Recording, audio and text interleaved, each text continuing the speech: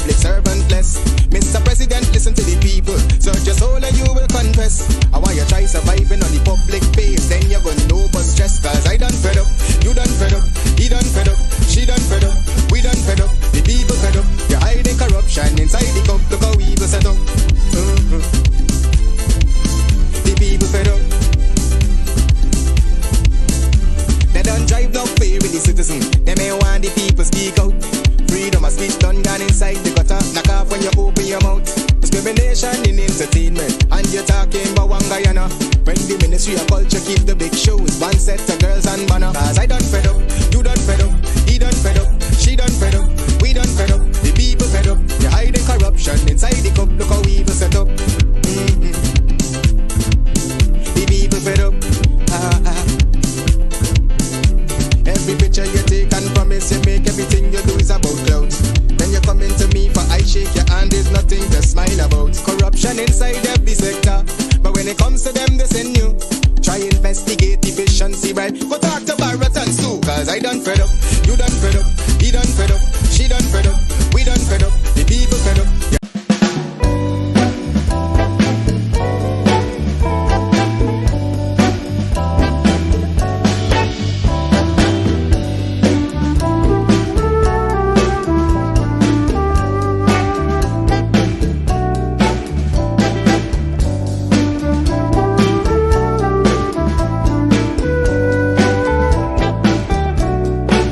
up,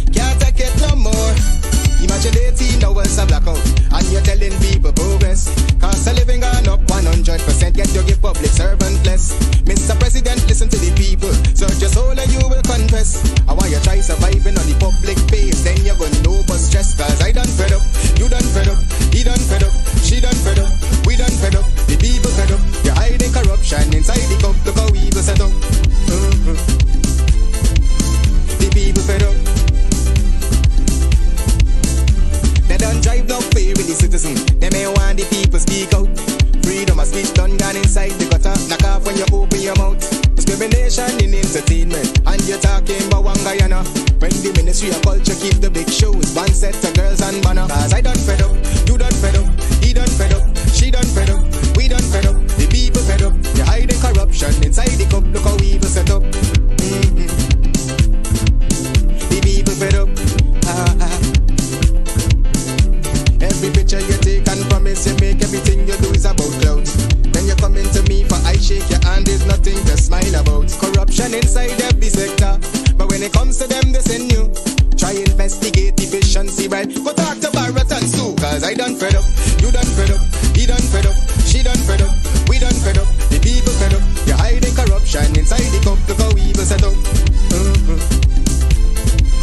the people fed up.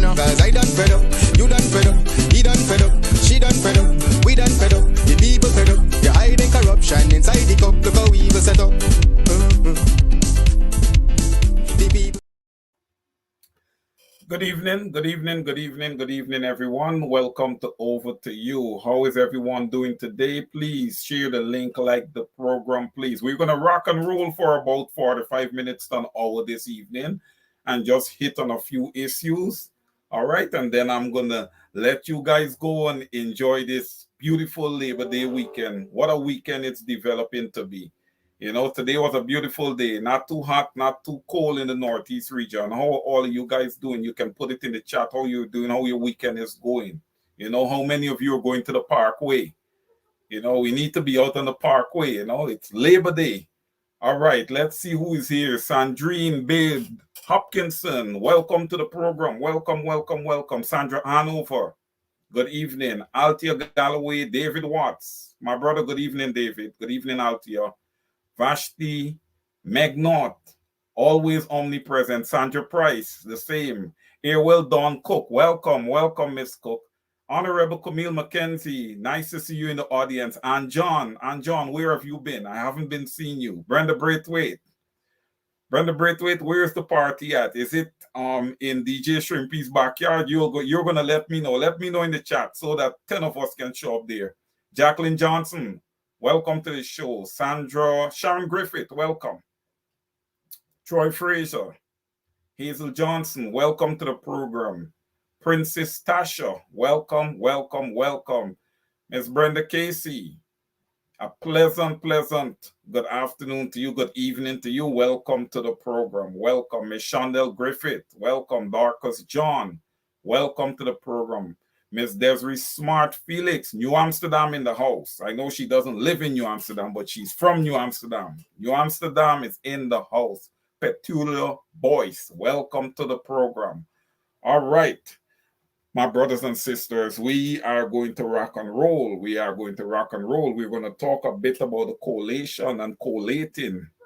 All right, we are not seeing much movement on that front, right? We need to see some movement. And another voice has joined me, because once the biannual Congress for the PNCR and the AFC was concluded, okay, again, Wayne Caesar's opinion, everybody should have started drawing the table to put together this Commonsburg Accord, because we have to remember that everybody's going to have ideas to bring to the table, right? So we got to go through all those ideas and see, cipher out what you want to take, what you want to use, what you don't want to use, and it takes, people getting together and having multiple meetings, really getting to know each other and having a good working relationship and these type of things. If you're going to be going into a coalition government, you have to have a good understanding of each other on all of these things. These things doesn't happen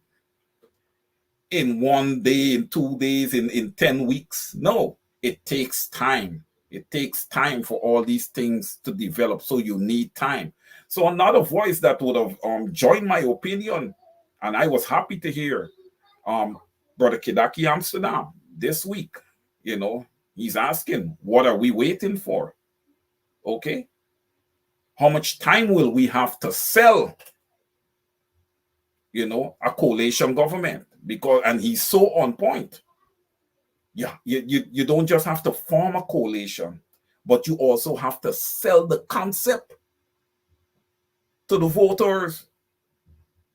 You have to sell the concept of having a coalition and why they should vote for a coalition. You have to show cause.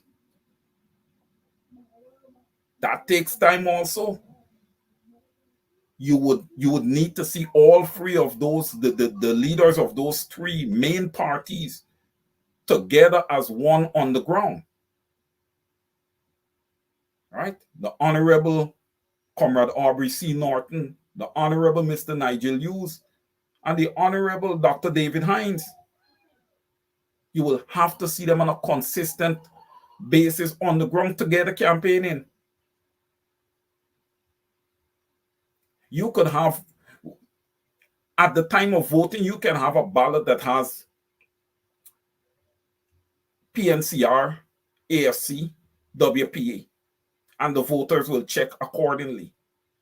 And then you could determine, okay, by, per party, you could allocate the votes as to how many votes the PNC have, how many votes the AFC had, how many votes the WPA have, and whatever other joiner parties that you have in that coalition. And then you could determine how many seats is allocated to each one of those parties based on the amount of votes that they would have gotten.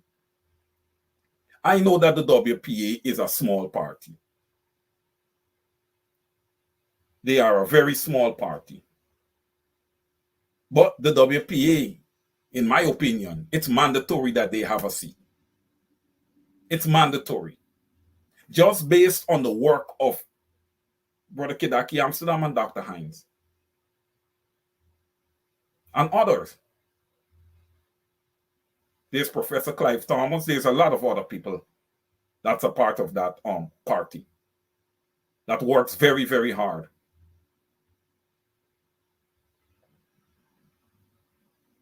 And the WPA is that aggressive arm of the coalition. They are a no-nonsense party. You poke them in the eyes, they're going to poke you right back in the eyes. Is that necessary? Yes, it's necessary. When you're dealing with an adversary like the PPPC. Is it needed? Yes, it's absolutely needed. So we're waiting, to see a coalition. The Guyanese people are waiting. I know sometimes as leaders, you get elected leader and, your bumps raise up. Your ego stands up. Oh, I'm the leader. Well, that's not it. You are in the hot seat and you need to execute as a leader. You're in the hot seat. And let's not forget, it is the people of Guyana that we're representing here. It's the people of Guyana who is punishing. Because I'm going to say it again. Win, lose, or draw, all the politicians involved, all the stakeholders, they're going to be paid. They're going to receive their monthly salary. I have not heard anybody not being paid. All right? So just like how as politicians you look for your salary, it's the same way the normal poor born and bred Guyanese is looking for a better life, and their hope lies in you and your execution on their behalf. So sooner or later, there needs to be movement when it comes to assembling a coalition. Let's think here. You guys know how Barra Jagdeo operates. What if a window opens and you see that window open and it's a good opportunity for the PPP to call for snap elections? What's going to happen? Is then everybody's going to start scrambling? Then if that's going to be the case, then the opposition would have failed the people. And the Guyanese people have seen failure for 23 years.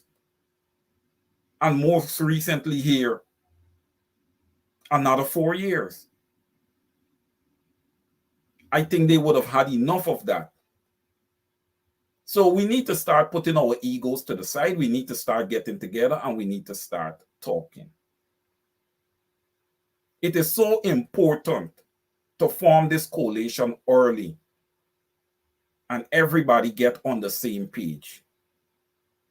A lot of people from time to time have been critical of the Honorable ex-president David Arthur Granger.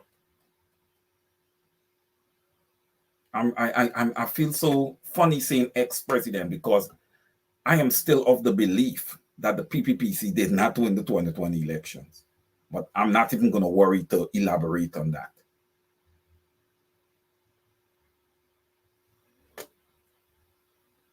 Mr. Granger would have said that it was very, very challenging leading a coalition. Because what happened in the dark comes to light quite often.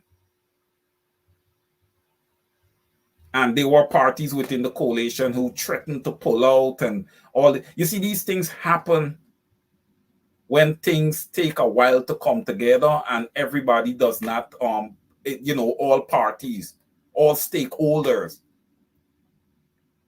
they just do not put everything on the table.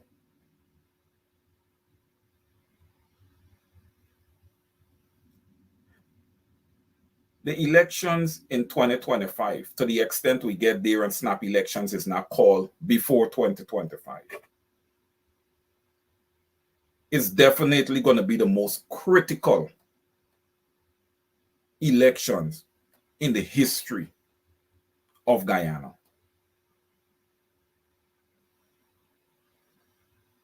Because if the opposition, a coalition opposition, is not successful here, that's it. You see what's happening now? Teachers are unpaid. President of the GTU making decisions on his own, coerced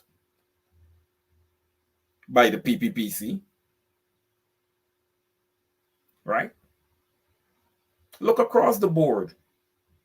They're starting to walk over to the other side like flies.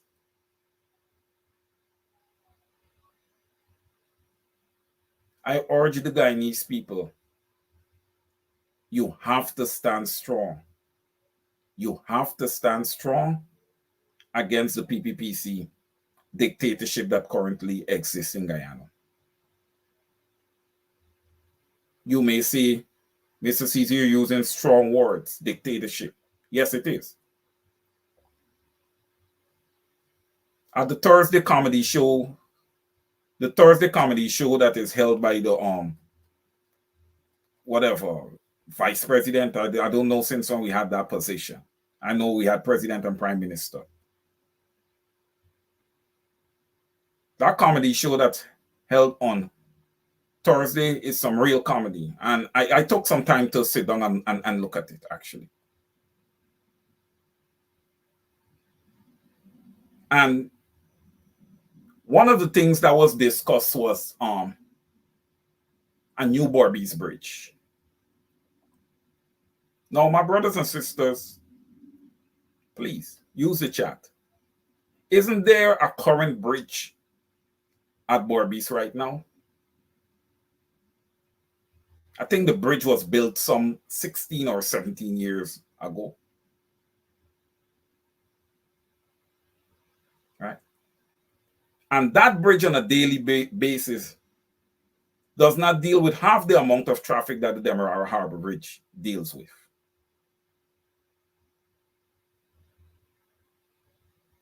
So when the vice president would come out and say that, you know, the bridge, the life of the bridge is about another 2 to 3 years, that would be accurate if that bridge is dealing with a lot of traffic. But obviously it's not, because the tolls are through the roof, right?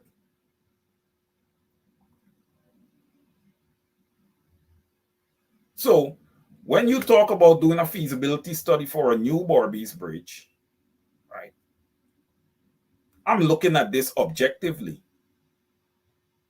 I'm like, we have been experiencing issues with GPL for the last since I've been alive. That has not been solved.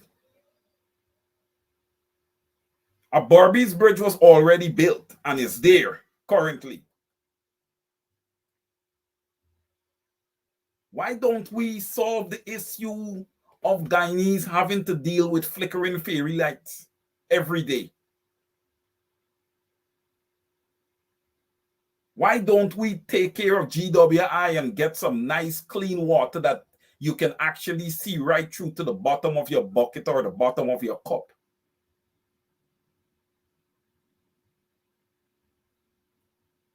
Why don't we deal with those two entities instead of talking about a feasibility study for another Borbies Bridge?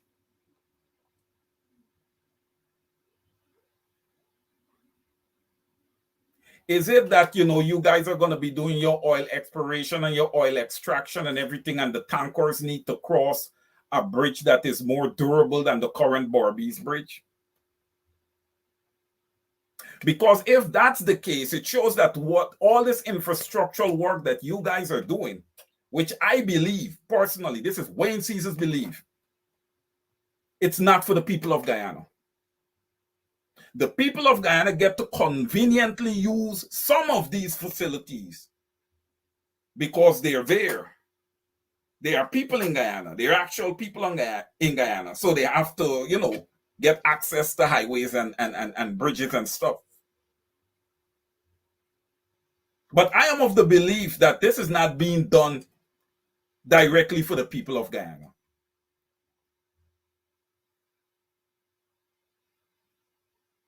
This is being done to more so attract external investors,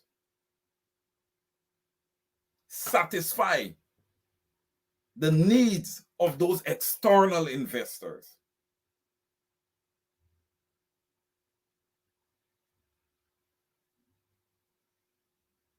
So the Guyanese people need to start pushing back here. It's their tax dollars. All right? The feasibility study showing that the Barbies River Bridge, the new one, if allowed to be constructed, would be in the estimate of 260 million US dollars, in that ballpark. That's not a final figure, because as you get into the project, you know, the price always for the most part goes up.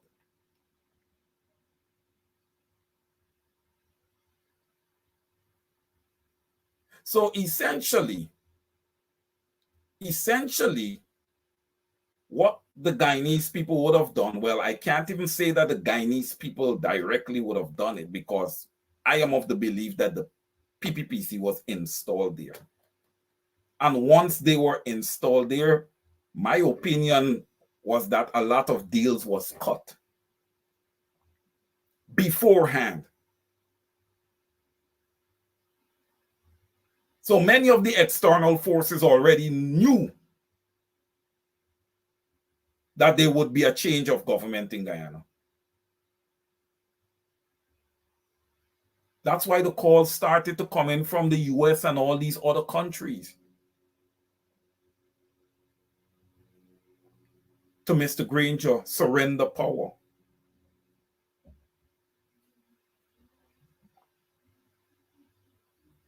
Surrender power. It hurts my heart when I see the PPPC show up, or when they open a new highway, and all the Guyanese people are just flock around. You know?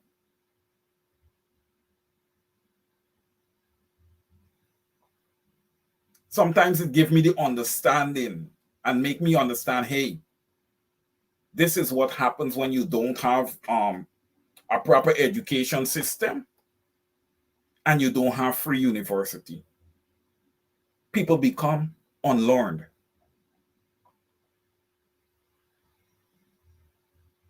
And when people become unlearned, they are so easy to be dictated to. And that's exactly what is happening.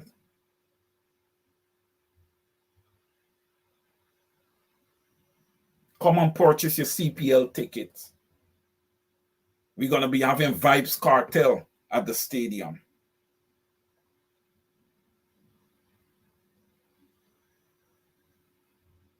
Guyanese need to start turning away from these things, because when you attend these events, what's in it for you? You don't want a situation where somebody's dictating when you have fun and when you don't have fun. You want to have enough disposable income that you could determine, hey, do I want to purchase some tickets and go out to London?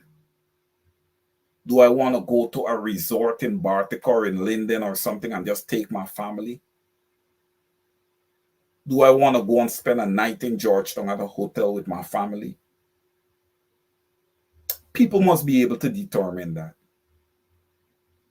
Not the government deter, okay, well, all right, we're going to bring a show, we're going to bring Vibes Cartel and stuff like that, and get the Guyanese people gyrating.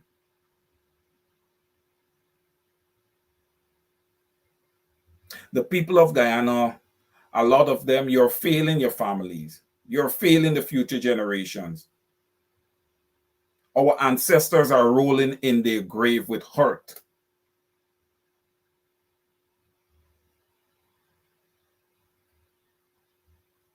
And a lot of people don't want to go there. But I don't leave any stone unturned. Where are the religious organizations across Guyana? Where are the religious organizations across Guyana? You would have expected those organizations to stand out in a country that is so corrupt. But no. No. What is it that have the religious organizations in the country so silent? Is it because they're receiving subventions from the government?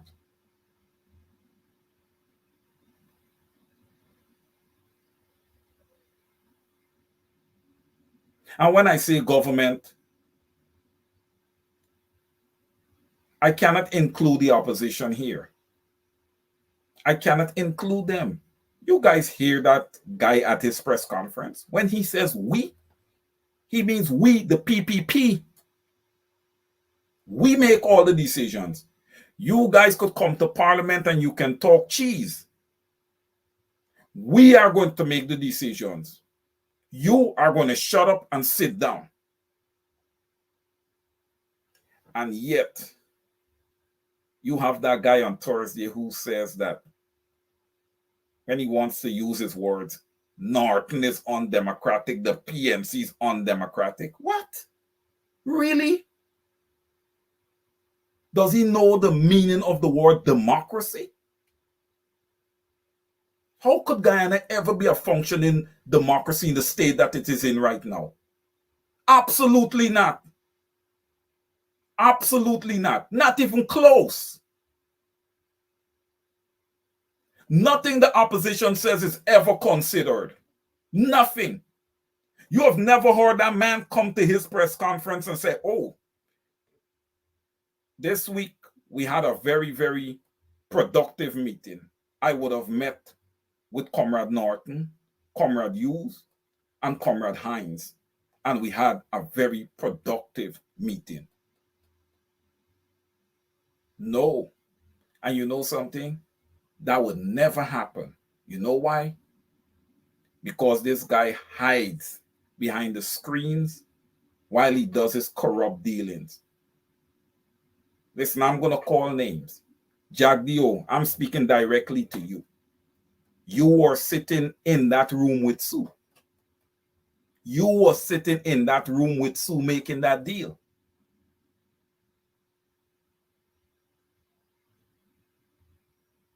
People are going out and giving sanctions. Look, these things, when I don't jump up and clap and scream and go on when I see two people get a sanction, you know.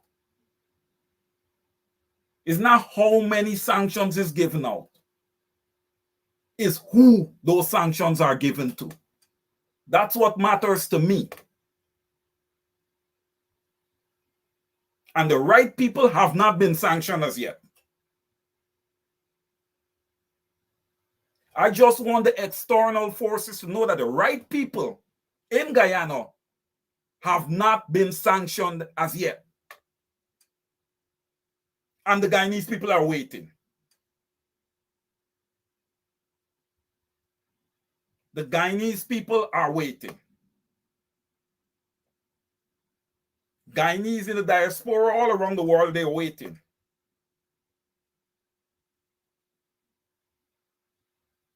Those mothers, brothers, sisters, uncles, grandparents who's out there, their heart is hurting and they're still crying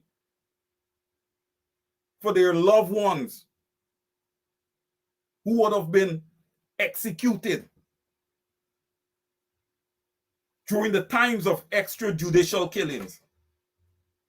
And I'm not even going to say during the times, because we had some over the last 4 years here.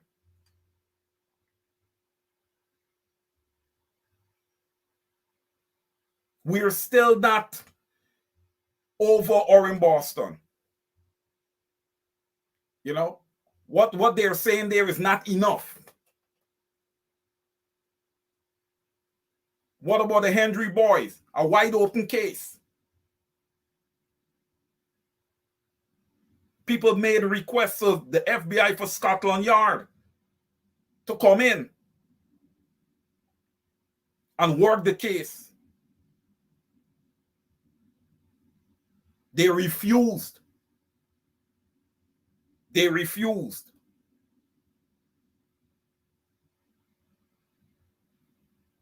Those boys were sacrificed. Those boys were sacrificed. And in doing so, their mothers were also executed because they both would have grieved to death with no closure for their sons. And some of you that are complicit in this, you guys have children. You guys have children, but you have no feelings. You have no conscience. You're numb.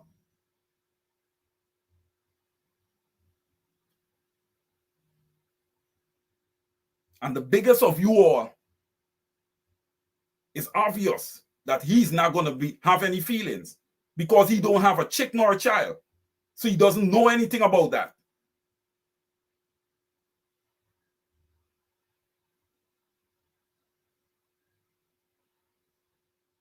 Courtney Crummy Wing. Nothing has been done there. We're still waiting. His parents are still alive. Those people are two big people now. How long do they have to wait?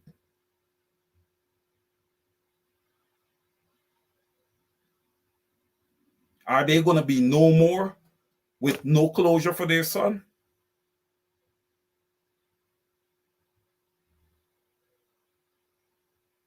People know who committed these murders. They know. They're always quick to say that there's no witnesses.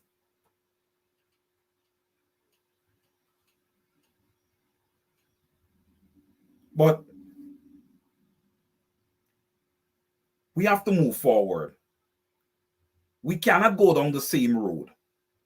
We've been going down the same road for many years. Right? We cannot go down the same road. We're in the 21st century. We need to start wisening up. We need to stop looking at ethnicity, stop looking at race, and start looking at issues. Right? We need to start looking at issues.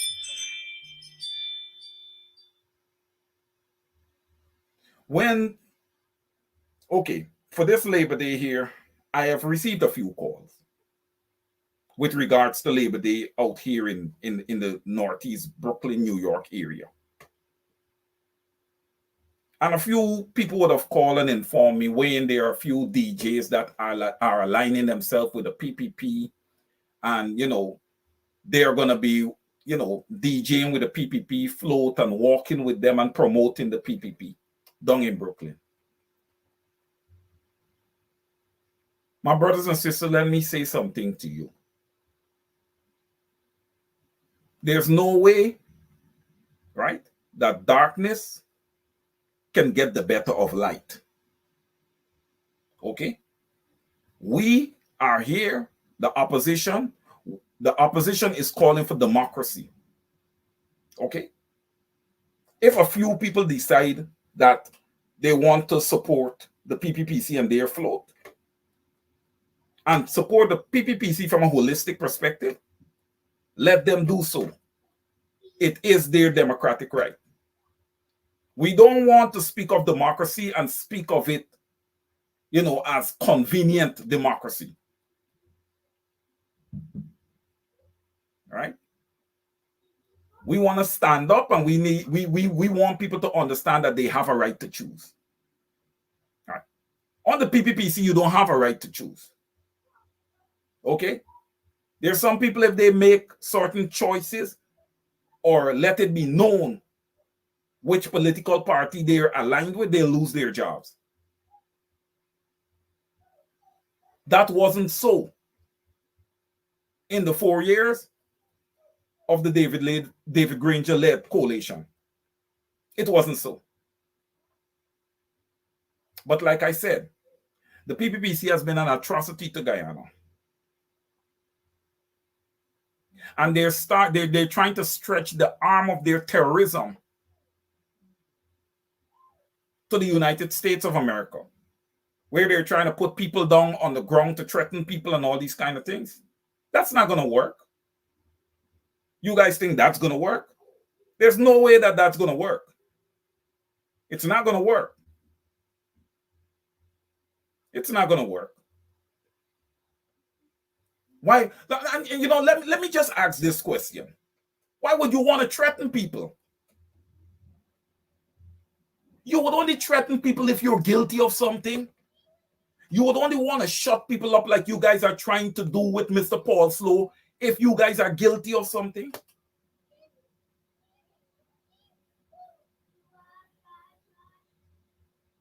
Mr. Slow could come out and speak. You know why? Because over the years that he has been a part of the Guyana Police Force, he has done his job with love, with integrity, with honor. And you see these 10 things called fingers? His fingers weren't sticky. Okay? So there's no baggage there. There's no baggage there. That's why they throw out something with some woman alleging. That's PPPC propaganda. They set that up. They're trying to tarnish his image. Okay? It's not like if they haven't tried that before. By stymieing the process and not making him become commissioner of police in Guyana. The same they would have done to Dr. Paul Williams. Okay? So everybody know what the PPPC gives. Everybody know what they give. It's sheer propaganda. The guy in his press conference, he took out a whole set of papers. And he said, look here, guys. Look, this was my feasibility study. It's this thick. And then he took out a stock like this thick. Very small, much smaller. And said, oh, this is David Patterson's. Well, let me say something. You could have a big stack of paper like this that absolutely makes no sense. And you could have a small summary that like this that makes all the sense in the world. And if you ask me which one I want to read the one that looks like this. I don't have time for all of this. Give me a summary. And look, it have all these pictures. And well, what do you expect? It's a feasibility study for a bridge. I need to see pictures. Can I envision what the bridge is going to look like by seeing your writing? No, I need pictures. I need a visual.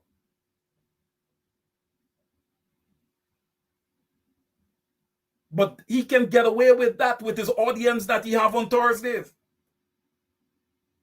Because no one challenges anything that he says. Whatever he says is gospel. And it's because of that. It is because of exactly that. That's why Guyana is in the predicament that it is in today. Because it's not just one man leading the country as a dictator. But he's very unlearned in many ways, and he's not willing to get better. He's not willing to get better.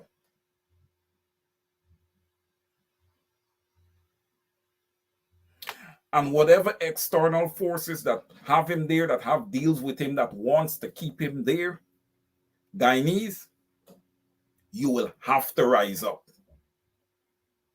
You will have to rise up. Because after 2025, you don't have a chance. You don't stand a chance. Everybody is very, very, very passive when it comes to the Guyana Elections Commission. Everybody is very, very passive. But that organ has to play a critical role if there is to be a change of government in Guyana, which is desperately needed. It is desperately needed.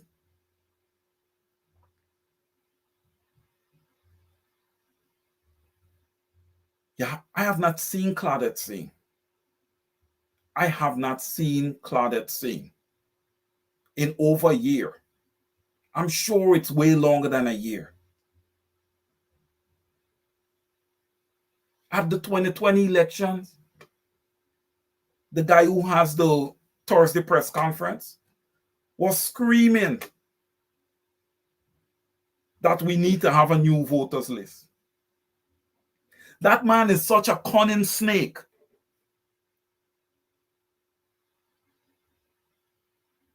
And once he would have been installed there, he went silent. I never said that. It never happened. Nothing was done when it comes to electoral reform. That brings me to the opposition side of things. And my brother, Mr. Roysdale Ford. Mr. Ford, this is something that you could have taken, you could have owned, and you could have dealt with it as a very learned attorney. But it concerns me with the behavior of some of you MPs in the opposition. It seems as if you guys have a dollar sign on your forehead and you're available to the highest bidder.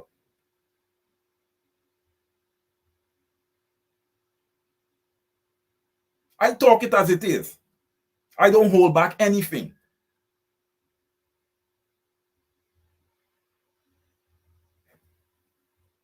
You guys run for leader of the opposition. You challenge Mr. Norton. Okay, that's fine. I came out and I defend that. I say in a democracy, you must have challenges. Nobody could go unchallenged unless it's the choice of the party from a holistic perspective and nobody's challenging. Okay, there were challenges. And Mr. Norton came out the victor convincingly based on the numbers. That doesn't mean you turn and you walk away. Because when you walk away, then what happens to the people? Remember, the people have their hope is in you. Their hope is in you. They have placed you there to execute on their behalf.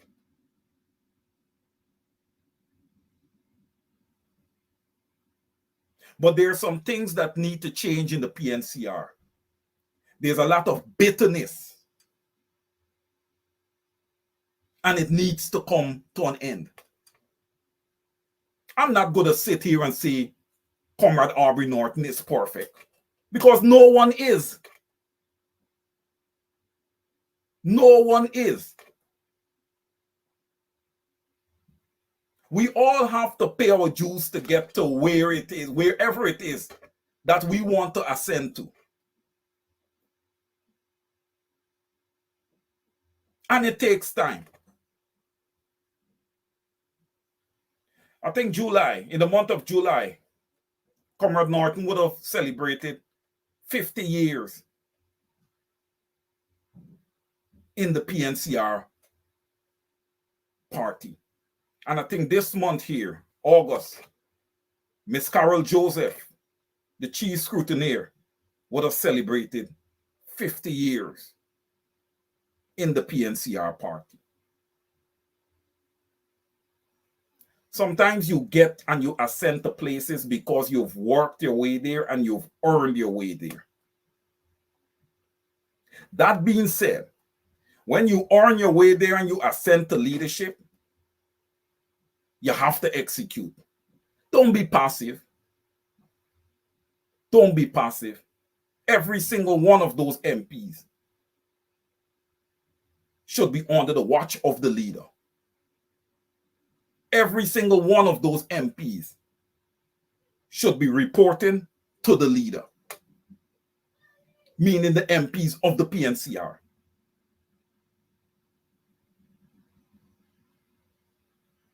You hardly see the same in the AFC.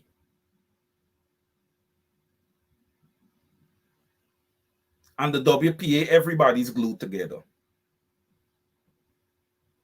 The WPA is one. You've never heard of internal ramblings in the WPA. It's a small party, yes, I agree. People may say yes because they're small. But they're small parties that you have ramblings in. But the WPA is small, but they have a very, very strong core.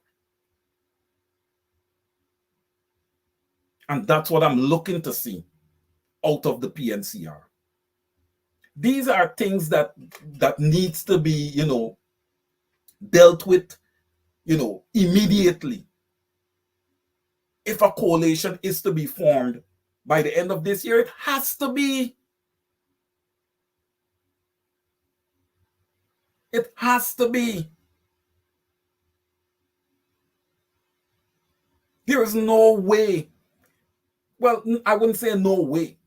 There is no way that the opposition, there's probably no way that the opposition could win without a coalition. And even if there's a way, it's going to be a barely win. But with a coalition, I am of the belief that they can win convincingly.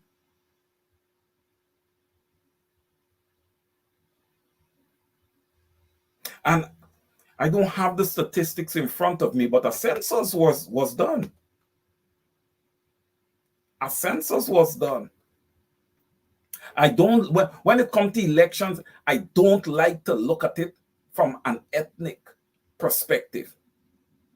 But the PPPC is always of the opinion that there is more Guyanese of Indian descent in Guyana.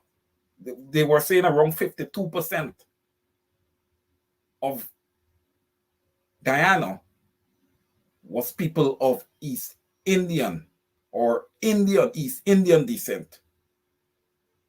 The census have shown that that is not the case now. It is saying approximately 32%. And if that is right, it spells trouble. Hence the reason why the PPPC is in Linden trying to recruit. They go to Buxton, they go to Victoria. They're in Georgetown, all over the place, all Boystown, all these places. I say one thing to Guyanese.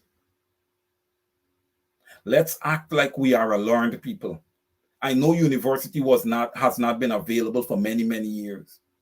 But it's not just university that makes people intelligent.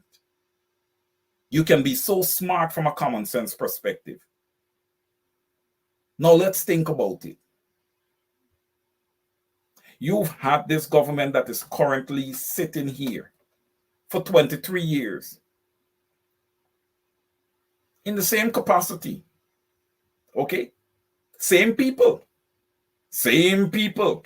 People don't change. They recycle them and they bring them back. No change. It's a strong core. It's a strong, corrupt inner circle. They don't sell out on each other. They don't give up on each other. Soon as a little pressure comes, though, some of them just start saying, if I go down, everybody going down. So everybody's rally around the person, keep the person mouth shut. Right? They got a strong inner core. But money is not all. money's not all. And in my humble opinion, when you steal, there's no way that you can see your way. Right? And sometimes, when it comes back to haunt you, sometimes it's not you, but your children is who does get it. Just to wisen up you guys a bit. On both sides. On both sides. Because you got to speak this way, because sometimes some people, they just wait to get into government so they can do the same skullduggery. And we just keep going on and on and on, having politicians who doesn't care to represent the people. And to you, the Guyanese people, you guys have been very, very, very humble over these years. You've got to change that posture. You know why? You have seen that all these years that you've been humble have gotten you nothing. So what are you gonna continue doing? Having all this oil being extracted from your country, having 7.6 million coming into your 7.6 million US coming into your country a day, and you're not seeing a drop of it. Bridges, infrastructure. Man, there's so many Guyanese that don't even have a car. What does a bridge do for that family? Okay, when you get in a minibus or something, you're going to town, you cross the bridge. Okay. That's it.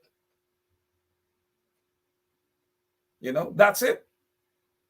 The PPPC needs to start getting somewhat people-centric and remove from their transactional ways. Because that's what they've been for the first 4 years here. 100% transactional. Oh, we're building a school here, we're building a school there. Okay. What are you actually doing for the students? What are you doing to empower them? Is there a promise of free university when they graduate high school? Talking about free university, I would have said this some time ago, that the PPPC will wait until it's time for the next election to once again promise the people of Guyana free university. I am waiting for 2025 to see how smart my Guyanese brothers and sisters really are. I am just waiting. I am waiting to see how many of you actually love your children. Because if you love them, you're going to do what's right for them. You're going to do what's right for them. Even if I have to punish a bit today, but my children reap the benefits tomorrow, I'm willing to take that risk. I am willing to take that risk for my future generation. As Guyanese, we need to start holding hands with each other. We need to start holding hands with each other. And again, I'm going to say it. Again, I'm going to say it. Be careful where you spend your money. Let me just be honest with you guys as I prepare to close. If I go down to Guyana and I am doing like I'm going out to a function, you know what I'm telling all my friends? We are going to meet at Buxton Sideline, Club Twilight at Mr. Kedaki, Amsterdam. And I'm going to have all my special dishes and everything prepared there and ready for me. I'm not going to Palm Court. I'm not going to Palm Court. I'm not going to any of these places.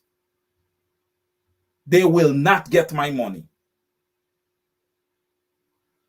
Because I consider all of them being a part of the problem. Nobody gets up and nobody speaks out.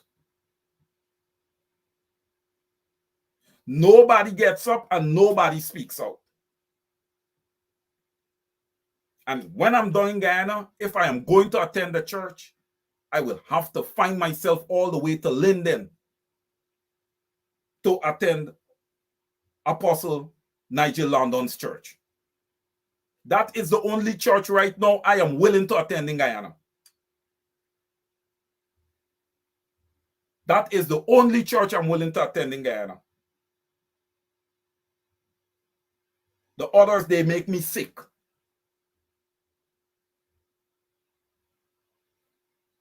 And everybody comes out and preach the word. Oh, God loves you, we love you, and all of that. And when you're done, you say, when you finish, you collect your tithes and offering and you send the people out there back to get oppressed again and bring you back some more money. You as leaders in these religious organizations, you need to get up and go out there and see what those people are facing that come before you every Sunday and Saturday, whichever one it is. Instead of that, you sit there and you reap the benefits. And many of you have been found to be unethical.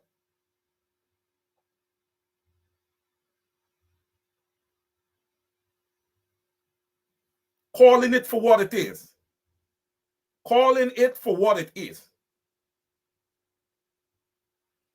Some of you, once you have a little bit of the soup pouring in your mouth, you don't care about your mati. You don't care about your mati. You watch your mati punish, you watch your mati children punish. Start getting a conscience, Guyanese. Start holding hands with each other.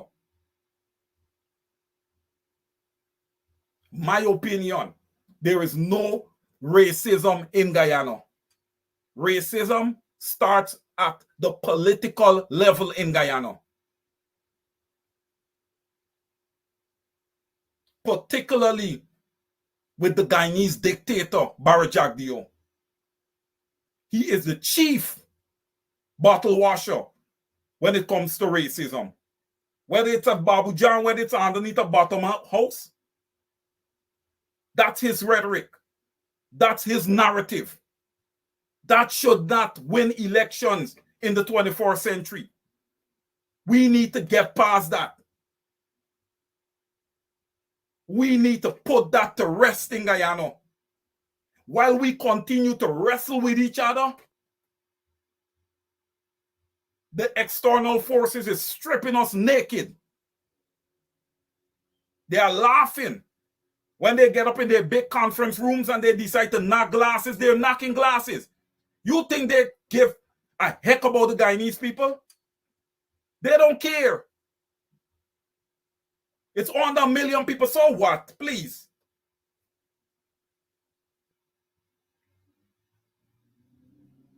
But I'm going to say something. It's only so much that the people are going to accept. Guyanese may get serious and decide to follow their wealth. And when I say so, you could have a crisis at the US border. You never know. Are they wrong for following their wealth? Absolutely not. People are coming into your country and getting rich. Why can't you, born and bred, been through floods and all the different things in Guyana? 23 years under the PPPC dictatorship. All of these things Guyanese went through. And they must come out with empty hands. And some of you talk so much nonsense. $45,000 cash grant. That is nonsense. That is immaterial. $45,000 is one weekend market. And I know that's what most of the parents did with it.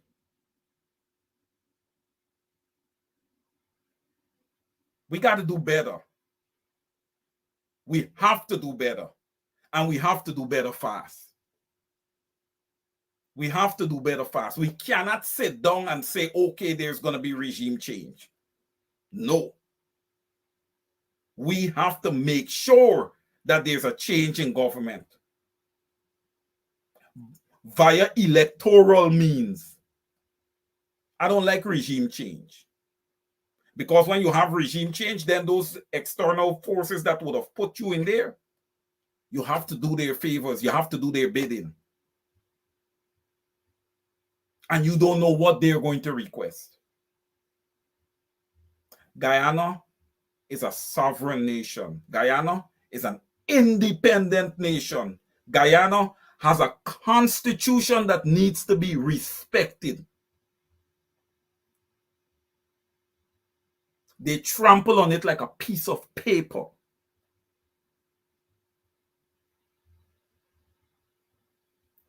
We have got to make sure that we as a people, we as a country, is respected. When we go to other people's country, we live in Canada, the United States, wherever we live in, there are laws in those countries. And we have to respect those laws. Vice versa. There are laws in our country. And those laws need to be respected. In the United States, in Canada, they have constitutions. Guyana also have a constitution. Yes, we may be a small third world country. But Russian oil is not available like it was before. Guyana oil is available. All I ask for these investors to do is to bring proper practices into Guyana. They know what the proper practices are, because when they are practicing on US soil, the practices has to be proper. Let's do the same on the ground in Guyana. Let's make sure that our reporting is meeting proper international standards. And not because we're in a third world country, we're inflating our expenses and all of these things to, offset our revenues. Let's make sure that we are doing things correctly, man. I think the Guyanese people deserve that much respect. They have not gotten anything from this oil find as yet. 4 years in. Thinking on my feet, I think my first thing would have been to address the Guyanese people first. Okay? Make sure that everybody had electronic banking, and just right off the bat, probably give every Guyanese 500,000 to 750,000. Then I would have went in to my infrastructural works. You know why? People might say, hey, you backward. No, I'm not backward. The Guyanese people have been living with the same infrastructure for the 23 years under the PPP, the 5 years under the coalition, and these 4 years here. They've just started getting new roads and highways. You ask the people if they would have preferred to have some money in their pockets and let those highways be another 2 years out or another year and a half out. You know what they would have told you? They would have preferred to have the money in their pockets.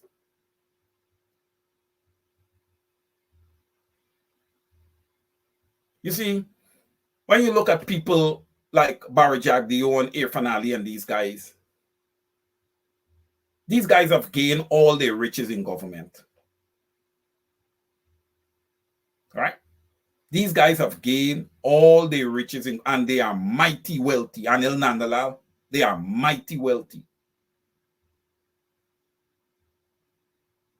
And if you ask them to show how they would have accumulated the necessary capital to get all the assets that they have, you can twist it and turn it and do whatever you want to. The math is not going to match. From just looking. We're talking about Guyana, we're talking about third world countries, only so much you can make. And whether you twist it and turn it, it would be conflict of interest, because if they say true business, well, then you shouldn't be sitting in parliament and got a mega business out there. That's conflict of interest. You're going to always vote in favor of whatever industry you're in.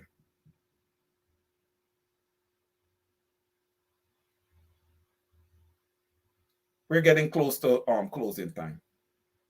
The PPP controls everything in Guyana. Banks would have to assure me that the PPPC is not also in control of the banking system. They would have to assure me that for me to actually believe. I would actually have to see to believe. they are controlling supply. Okay? If they're controlling supply, some people called me. I received a call some years ago. Wayne, do you know of any paper and copy machine ink supplier? I said no. I said, but why do you want to know? Well, man, the only people that we can go through for these items is through the PPP people, and they are very expensive.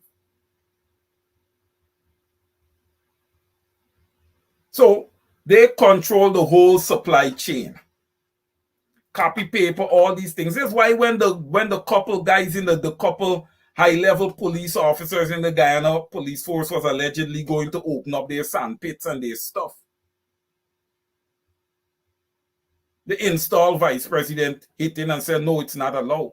You see, whenever something is making money, whenever there's an industry in Guyana that is making money, that guy is well aware of it. You call anything with regards to money in Guyana, that guy is aware of everything. His thumb is on everything. You got to see him if you want something. Last but not least, I'm going to just quickly touch on housing.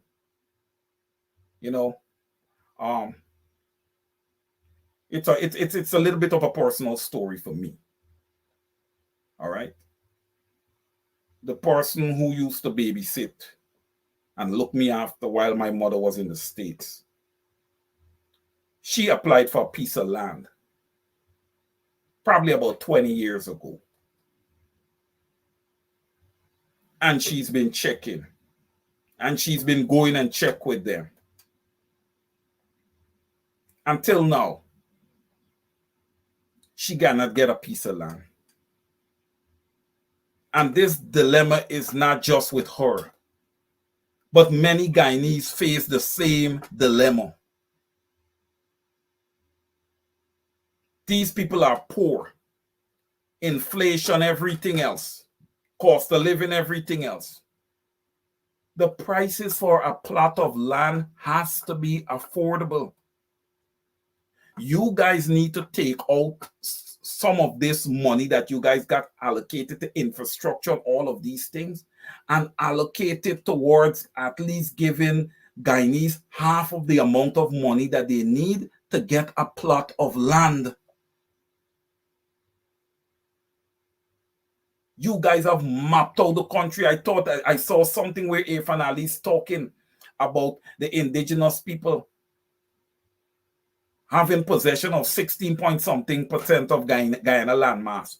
Why are you measuring out the landmass like that? The only way you would map out your country like that is if you have intentions to selling out to investors. So you're telling this person, hey, you got this amount already, you have enough. You're telling the indigenous people you have this amount, you have enough.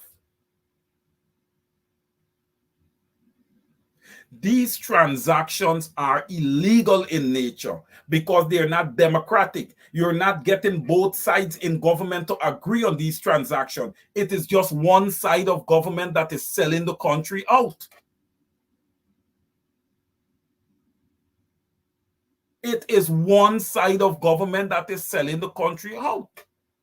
Hence the reason that I said that Guyana is a functioning 21st century dictatorship. There's nothing that's democratic about Guyana. What is democratic? Putting up all them little statues around? What? What's democratic? Anything democratic about Guyana is the people would have enforced that. By sharing the markets together, by sharing the hospitals together,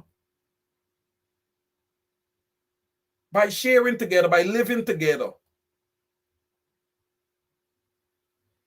Guyanese people just live good until election time when the racist narratives start to swirl around.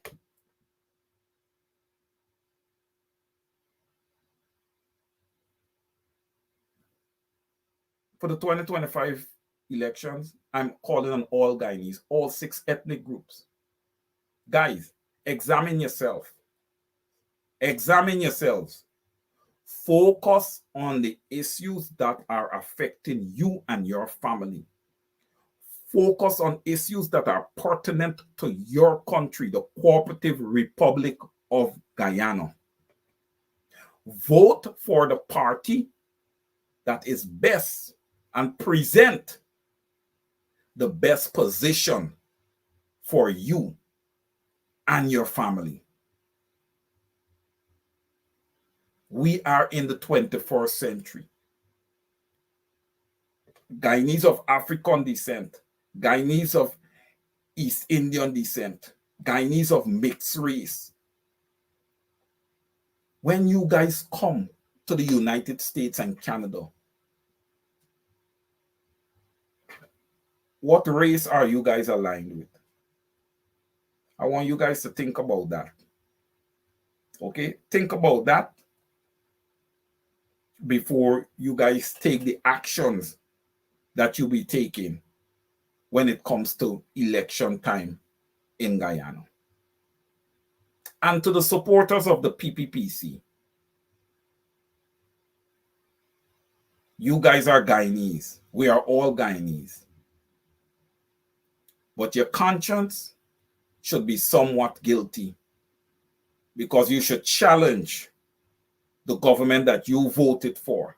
You should challenge them with regards to the way that they're treating the opposition. That's number one, because it's not democratic.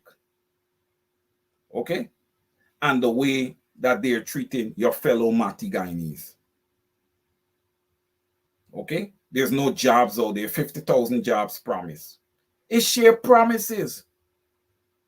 Free university promise. 4 years in. Next year is going to be 5. So when you vote for the PPP next year, you're voting for free university when you would have voted for it in 2020.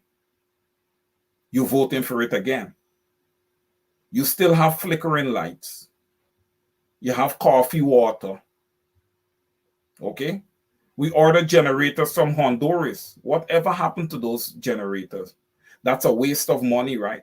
We can't pay our teachers, mind you. We can't pay our teachers. We have something on the Demerara River there floating wrong or the Barbies River, something called a power ship. I don't know what kind of power ship is that. They probably was better off just purchasing a ferry to move people back and forth, because that's useless. And was a lot of big talk about this power ship. Useless. People are still getting blackouts. They're still losing their electronics, you know. The struggle just continues. Nothing is changing. But the PPPC is in campaign mode already. You see, they come in and they're going to jump into the old Labor Day parade and everything. That's all entertainment. They're going to deceive you guys again. They're going to deceive you guys again. It's all about execution. It's not about how much we could dance up and some people say, oh my God, our president is such a real guy. He just come and dance up with me. No. When the installed president come and dance up with you and do all these kind of things, it don't fill your children's stomach. It don't fill their stomach. When he come and dance up with you and everything, does he tell you, okay, we're going to take care of you and we're going to take care of these children? He doesn't. All right? We need to start waking up. The opposition needs to come together and get a coalition formulated by the end of the year, man. Can't go into 2025 with this still on the table. You could have a coalition and everybody still go out there and do their campaigning on their own. What's the big issue? We have an argument about who's going to be presidential candidate and who's not. Well, then you guys need to draw at the table now. This is about the people. This is not about the leaders. This is about the people. The leaders are 3 people. We're talking about approximately 800,000 Guyanese. You guys got to get to the table. You guys got to get to the drawing board. It's got to happen ASAP. We can't keep posturing this way. How are you going to sell your coalition to the people? You think you're going to just come out 1 month and say, oh, we're collated and everybody going to jump? That's not going to work. When you're talking about elections, elevator pitches don't work for elections. Elevator pitches work for business, not elections. People need more evidence. You need to show them cause as to why they should vote for you. You need to put the issues on the table and explain to the people how you're going to address them. Another thing, Guyanese people, you guys should demand, absolutely demand, that the opposition, leaders in the opposition, and leaders in the PNCR have debates. Let's debate the issues. Not one guy comes out on Thursday and talk a whole lot of propaganda with a whole lot of lies, inclusive and all this kind of stuff. And everybody, oh my God, my vice president, my VP. My vice president, my VP. Look at your country. Look at your country. Georgetown is full of garbage. Look at your country. Instead of your policemen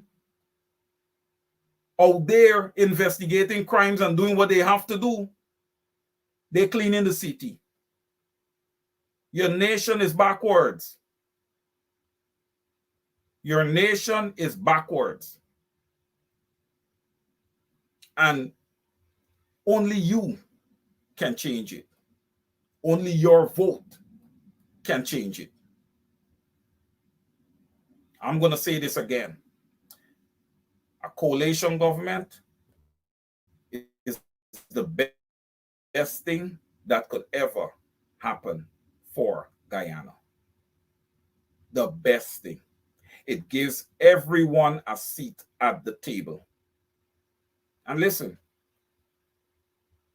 I don't mind seeing a coalition government that includes the PPPC. Anything to make Guyana a better country.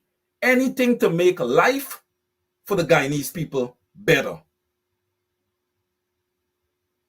But if I am going to see a shared governance, including a PPPC faction, Barry Jagdeo cannot be there. Barry Jagdeo, Irfanali, nor Anin Nandalal, they can't be there. They have a lot of answering to do. My brothers and sisters, I want to thank you guys this afternoon. Let me just look at some of you guys' comments before we come off. I really, really want to thank you guys for supporting this program. Mr. Carmelo, good evening. Safarius Pride, good evening. Oh, Flash Garden, you're here. Good evening, sir. Hope you're doing well. Mr. Jamal Aziz, all the way from Barbados. Mr. Jamal Aziz, good evening, sir.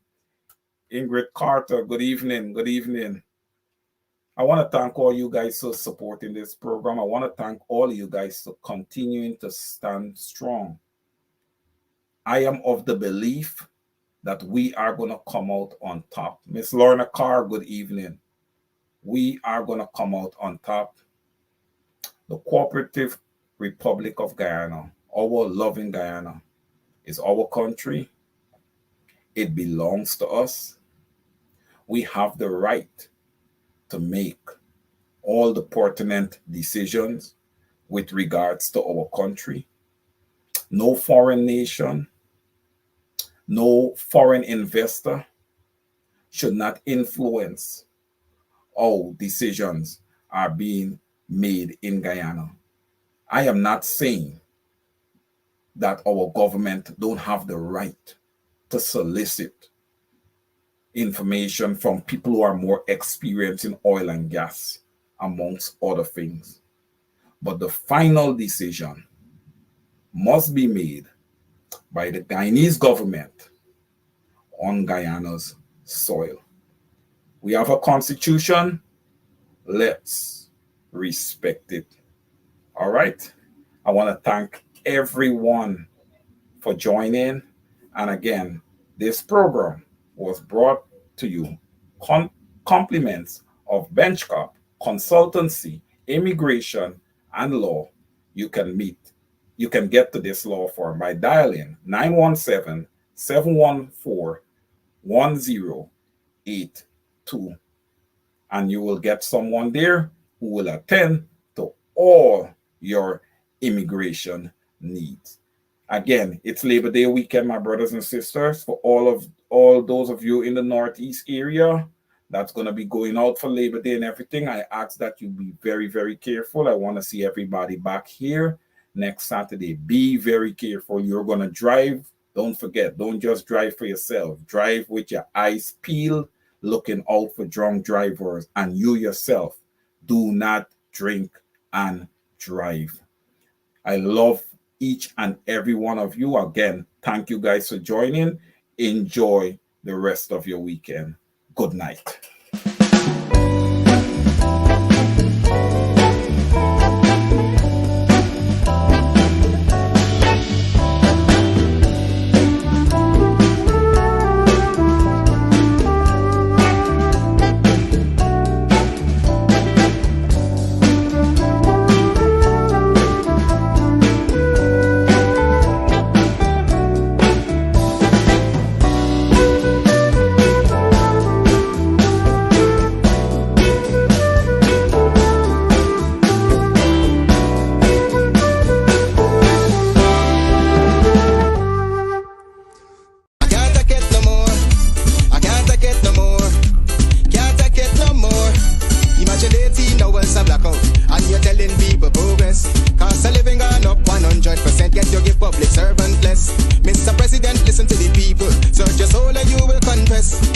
Surviving on the public face, then you're gonna know but stress, cause I done fed up.